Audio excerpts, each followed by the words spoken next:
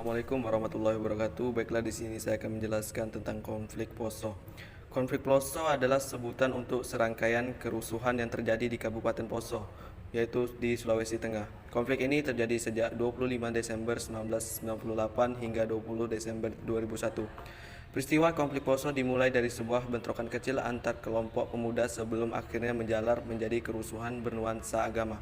Dari peristiwa ini dirinci bahwa terdapat 577 korban tewas, 384 terluka, 7.932 rumah hancur, dan 510 fasilitas umum terbakar. Kerusuhan ini kemudian berakhir pada 20 Desember 2001 dengan ditandatangani deklarasi Malino antara kedua belah pihak.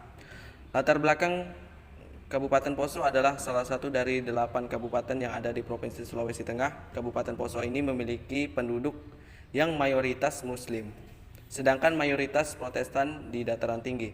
Selain penduduk asli Muslim, terdapat juga pendatang orang Bugis dari Sulawesi Selatan dan Gorontalo bagian utara. Kabupaten Poso ini juga menjadi fokus program transmigrasi pemerintah. Tujuan program transmigrasi ini adalah untuk membawa warga dari daerah padat penduduk mayoritas Muslim seperti Jawa dan Lombok seperti Pulau Bali yang dominan Hindu. Daerah padat penduduk ini akan dibawa ke daerah yang jarang penduduknya. Dari keadaan tersebut, akhir tahun 1990-an, penduduk di Kabupaten Poso mayoritas Muslim dengan persentase di atas 60%. Para pendatang ini kemudian membuat adanya persaingan ekonomi antara penduduk asli Poso yang mayoritas Kristen dengan para pendatang Bugis yang memeluk Islam. Gimana sih kronologinya? Yaitu kerusuhan Poso ini bisa dibagi menjadi 3 periode, yaitu pada tahun Desember 1998 pada malam Natal, yaitu bertepatan di tanggal 24 Desember 1998 yang kebetulan bertepatan dengan Ramadan.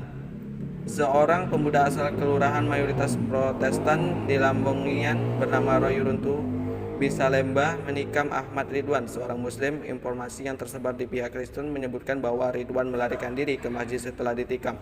Sedangkan versi Muslim menggambarkan bahwa kejadian ini merupakan sebuah serangan terhadap pemuda Muslim yang tertidur di halaman masjid. Mereka pun bertemu dengan pemuda Muslim yang berniat menyegel toko tersebut. Di sisi lain, sedikitnya terdapat 9 truk Muslim tiba dari Palu, Parigi, dan Ampana. Pada April 2000 terjadi persidangan mantan Bupati Afgar Batangan pada 15 April.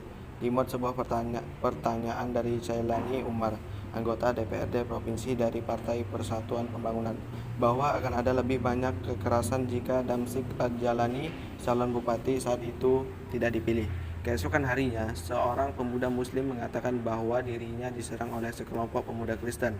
Pihak Muslim yang tidak terima pun membalas. Pertarungan terjadi antara para pemuda Kristen dan pemuda Muslim. Rumah-rumah milik umat Kristen Poso dibakar.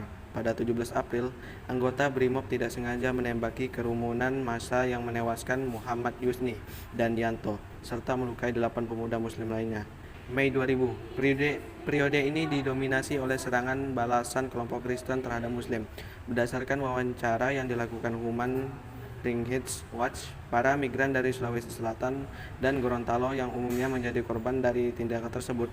Pada awal Mei, muncul rumor bahwa banyak pemuda Kristen telah melarikan diri ke sebuah kamp pelatihan di Kerei.